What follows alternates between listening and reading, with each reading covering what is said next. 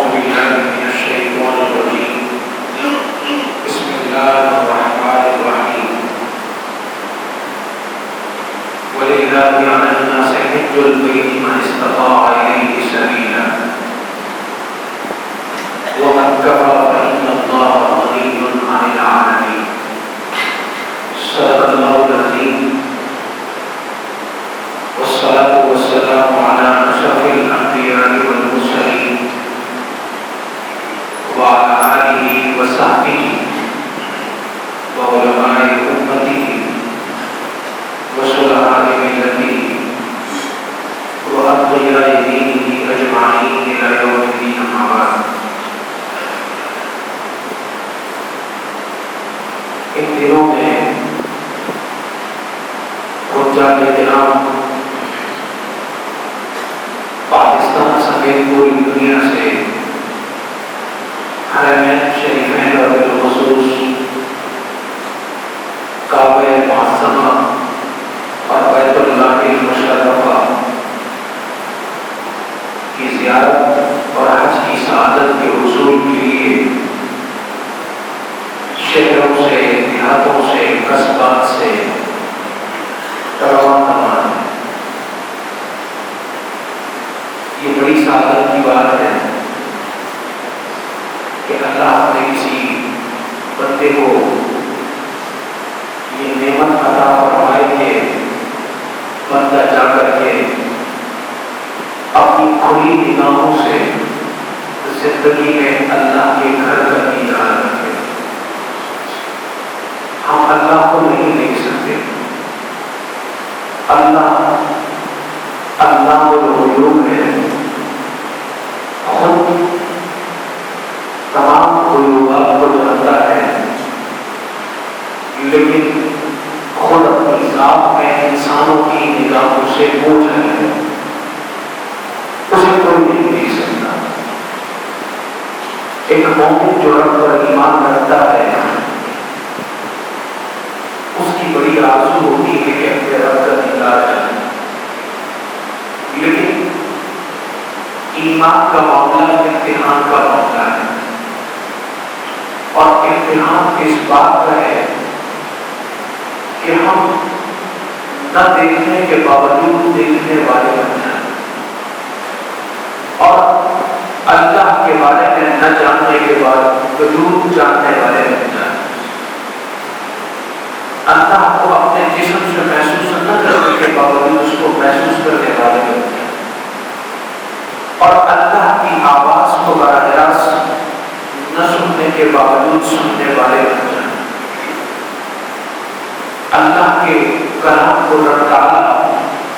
سے براہ راست نہ سننے کی اہمیت کے باوجود بھی ہمارا وجود اس کلام کو سننے کے شعور سے آگاہ ہو. ہم رب کے ناموں کو سن سکیں، اس کے ترانوں کو سن سکیں، اور اس کی پکار کو سن سکیں، اس کی دعوات کو سن سکیں. وہ ہم اپنے نیک اور پیارے بندوں کو اپنی طرف پکارتا ہوا بلاتا ہے. اور بعض مواقع تو ایسے ہوتے ہیں اور بعض جگہ ایسی ہوتی ہے کہ لگتا ہے کہ انسان آگے بڑھ کر کے اپنے رب کا دامن تھام لے گا، اپنے رب کے قدموں پہ گر جائے گا، اپنے رب کی عظمت کے سامنے اپنی پیشانی کو زمین پر ٹیک کر کے خواب آلود کر دے گا. ایسا لگتا ہے کہ وہ اپنی سماعتوں کو کہیں پر اس طور پر لگا دے گا کہ وہ رب کی صدا کو، پکار کو، آواز کو، طلب کو، چاہت کو خود اپنی کانوں سے سننے لگے گا. ہر مومن کے دل میں یہ آرزو رہنی چاہیے اور یہ طلب بھی رہنی چاہیے، لیکن اس آرزو کے مکمل ہونے کے لیے اللہ نے صرف اپنا ایک ہی گھر بنایا، اور وہ گھر جس کے اندر وہ خود نہیں رہتا، جس کے اندر اس کا وجود وہ وجود سے پاک ہے، نور ہے، تمام تجلیات کا محور اور مرکز وہ گھر ہے۔ بزرگوں نے لکھا ہے کہ عرش الہی سے نور کا پردالا کا سمجھتے ہیں کہ ایک دنوں جب بارشیں ہوئی تو چھتوں پر پردالے ہوتے ہیں جن سے پانی نیچے کی طرف بہتا ہے۔ عرش الہی سے خداوندی کا پردالا وہ آتا ہے اور سب سے پہلے بیت المعمور کو سیراب کرتا ہے، اور پھر بیت المعمور سے فرشتے اس نور کی خوراک کو لیتے ہیں، اس نور سے منور ہوتے ہیں، اس نور کی خوشبو میں لپٹتے ہیں، بستے ہیں، اور پھر نور کا وہ پروانہ اور نور کا وہ پردالا زمین پر بیت اللہ کا رخ کرتا ہے اور یہاں بہتا ہے اور بہتا رہتا ہے اور بہتا چلا آ رہا ہے۔ آپ دن میں جائیں یا رات میں جائیں، لیکن بیت اللہ اس کی نورانیت جاری و ساری ہے۔ آپ اس مکان پر نظر ڈالیں، وہ کوئی سو منزل عمارت نہیں ہے، وہ لاکھوں ایکڑ پر پھیلی ہوئی اللہ کی بنا اور اللہ کا گھر نہیں ہے۔ میں کمپلیکس کی بات نہیں کرتا جو اس کے ارد گرد کا پوجا ہے، اس گھر آپ اس پر نظر ڈالتے ہیں، آپ دیکھ جاتے ہیں، آپ نظر ڈالتے ہیں، آپ کی آنکھیں جھلک جاتی ہیں، اور انسان کی آنکھوں پر جھلکنا یہ اللہ کو اتنا پیارا ہے کہ حدیث میں آتا ہے کہ قیامت کے دن جب سب کی شفاعت ہو جائے گی، کسی کی شفاعت آقا کریم علیہ السلام خود فرما دیں گے، کسی کی شفاعت قرآن کریم کر دے گا، کسی کی شفاعت ہمارے جمعہ کی نماز مجسم صورت میں اللہ کے حضور جا کر کے پیش ہو کر کے کر دے گی، کسی کی شفاعت اس کا ایک عمل کرے گا تو ایک شخص کھڑا ہوگا،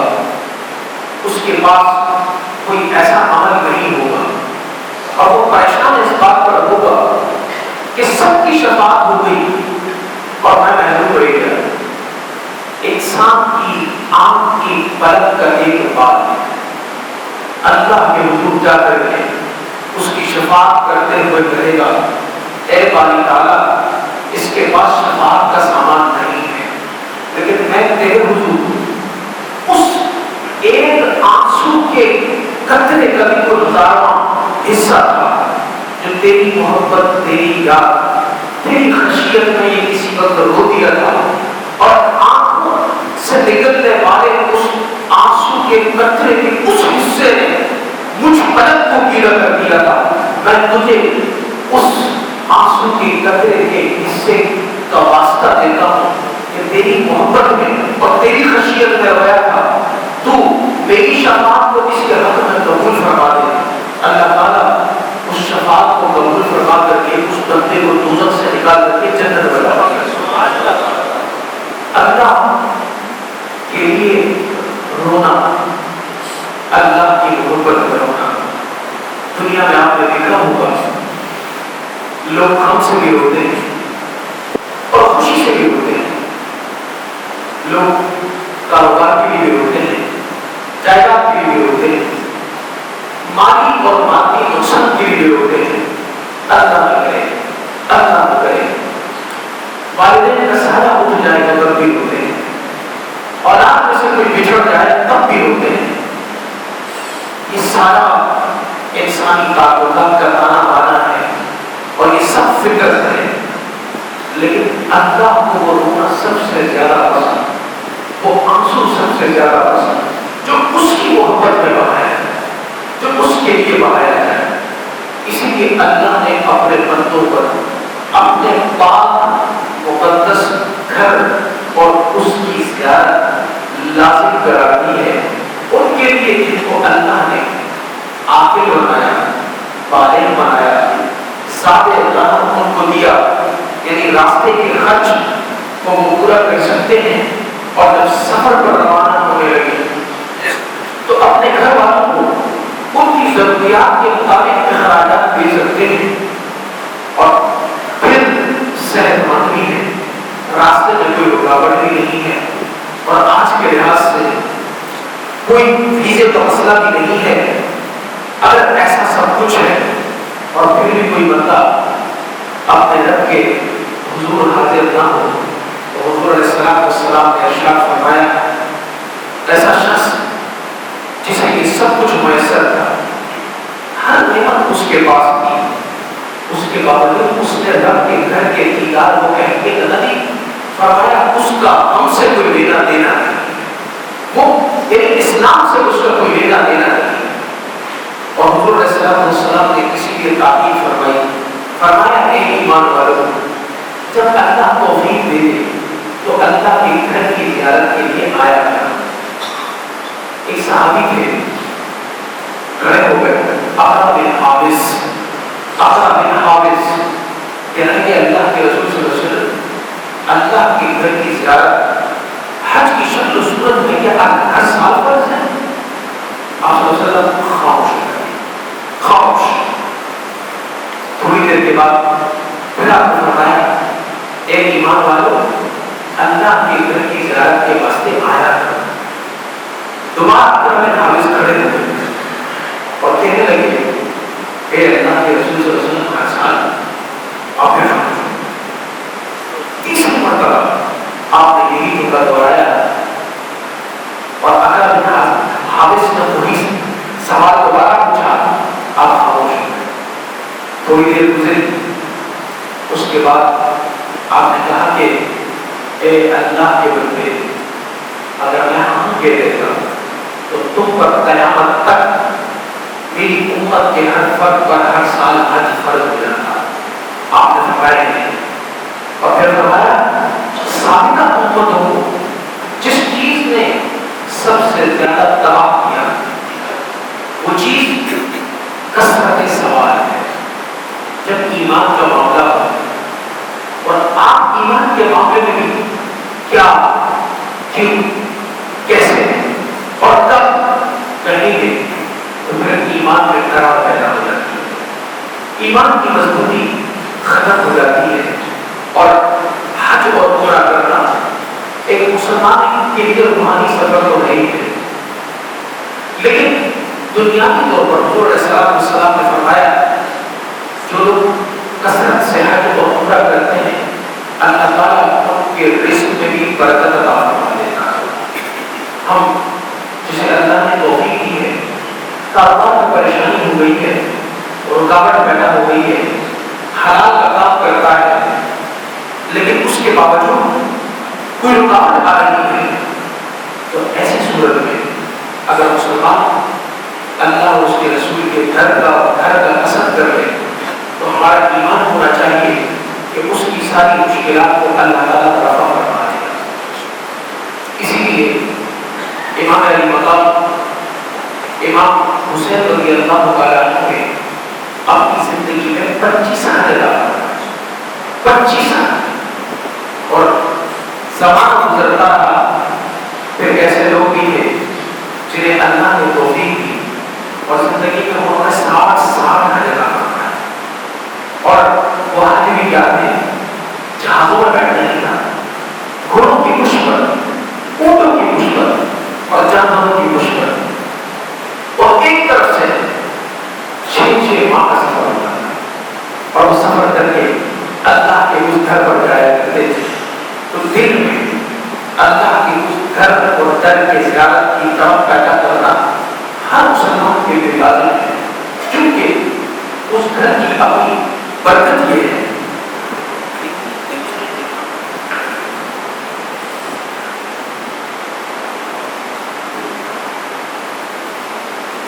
اپنی برکت یہ ہے کہ جب حج کر کے واپس لوٹ کر کے آ جائے تو قبل اس کے کہ وہ اپنے گھر میں داخل ہو، حدیث میں آتا ہے اگر آپ جائیں اس کا دیدار کریں اور اس سے دعا کروائیں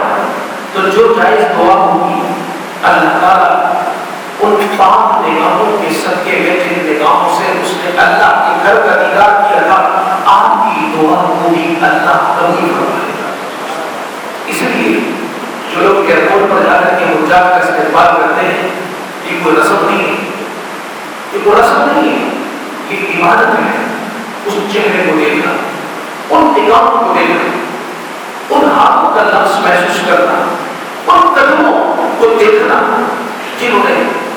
اس پاک سرزمین کو مس کیا، جنہوں نے حضور علیہ السلام کے در کو مس کیا اور پھر لوٹ کر کے۔ اس لیے ایسے لوگوں سے قبل اس کے کہ وہ اپنے گھروں میں داخل دعا کروایا گیا ہے۔ اللہ تعالیٰ ارشاد فرماتا ہے کہ مومن اور مسلمان تو وہ ہے کہ جو وللہ علی الناس حج البیت من استطاع الیہ سبیلا، جن پر حج کو فرض کر دیا گیا ہے اور پھر وہ اس حج کو خوش دلی کے ساتھ جا کر کے واپس آ جاتے ہیں۔ حج ہے کیا؟ یہ محبت کا سفر ہے،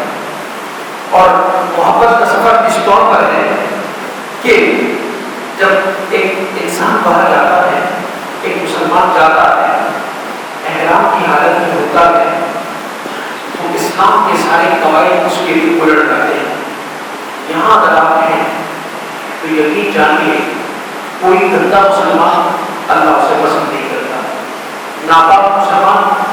اللہ اسے پسند نہیں کرتا۔ آپ نے صرف خوشبو لگانی ہے اور آنے کو ضروری، تو یہ بھی صورت قبول نہیں ہے کہ اگر آپ نے پیاز کھایا ہو، لہسن کھایا ہو، سب سے پہلے آپ اس کی بو کا اظہار کریں گے، اور وہ بو جب تک دور نہ ہو جائے تو آپ غیر مسلمین کی طرح اسپرے کر کے مسجد میں نہیں جا سکتے۔ تو سب سے پہلے گندگی کو دور کرنا، نجاست کو ختم کرنا، بدبو کو رفع کرنا، اس کے بعد اپنے وجود پر خوشبو کا چھڑکاؤ کرنا، یہ سنت الہی ہے۔ اور اسی لیے حضور علیہ السلام جب اپنے گھر سے باہر تشریف لے جاتے تھے تو اتنے معطر ہوتے تھے اور خوشبو میں اتنے مسئلے ہوئے ہوتے تھے، صحابہ کرام اس خوشبو کا پیچھا کرتے ہوئے اس جگہ پہنچتے جہاں پر آپ تشریف فرما ہوتے۔ تو لیکن وہاں حج کے سفر میں سارا معاملہ الٹ کرتا ہے۔ وہاں اب اللہ کو کیا پسند ہے؟ اب اللہ کو یہ پسند ہے کہ آپ کے بال پر عقیدہ ہو، آپ پر غبار ہو، آپ پر پٹی ہو، آپ کے بال بکھرے ہوئے ہو، آپ زیب اور زینت سے دستبردار ہو جائیں، یہ اللہ کو پسند ہے۔ اور حدیث میں آتا ہے کہ ایسا مومن جو اس صورت میں اللہ کے حضور دعا کے لیے ہاتھ اٹھا دیتا ہے، اللہ تعالیٰ اس کی ہر جائز دعا کو قبول فرما لیتا ہے۔ تو یہ حج کا مہینہ ہے، حج کا موسم ہے، اور حج کی عبادات شروع ہو جاتی ہیں۔ آپ ذہنی طور پر، عملی طور پر، روحانی طور پر، اخلاقی اور عباداتی طور پر اپنے آپ کو مکہ معظمہ اور مدینہ طیبہ کی گلیوں میں محسوس کیا ہے، اپنے آپ کو بیت اللہ کے سامنے محسوس کیا ہے، اپنے آپ کو صفا اور مروہ کی پہاڑی پر دوڑتے ہوئے محسوس کیا ہے، اپنے آپ کو بیت اللہ کا طواف کرتے ہوئے محسوس کریں۔ تو حج کی چاشنی، حج کی لذت، اس میں آپ بھی شریک ہوں گے، اور یہ وہ بابرکت عبادت ہے اور اتنا پاک سعادت مقام ہے جس کی آرزو اور جس کی طرف ہم سب کے دل میں زندہ رہنی چاہیے۔ اس گھر کے ساتھ محبت رہنی چاہیے، اس شہر کے ساتھ محبت رہنی چاہیے، اور شہر خدا حضور علیہ السلام کے در کے زیارت کی محبت وہ زندہ اور توانا رہنی چاہیے۔ اللہ تعالیٰ ہم سب کو اپنے گھر کی محبت کو دل میں رچانے اور بسانے کی توفیق عطا فرمائے۔ اپنے آپ کو مکہ معظمہ اور مدینہ طیبہ کی وادیوں اور گلیوں میں عملاً روحانی طور پر اپنے آپ کو موجود رہنے کو محسوس کرتے رہنے کا اللہ تعالیٰ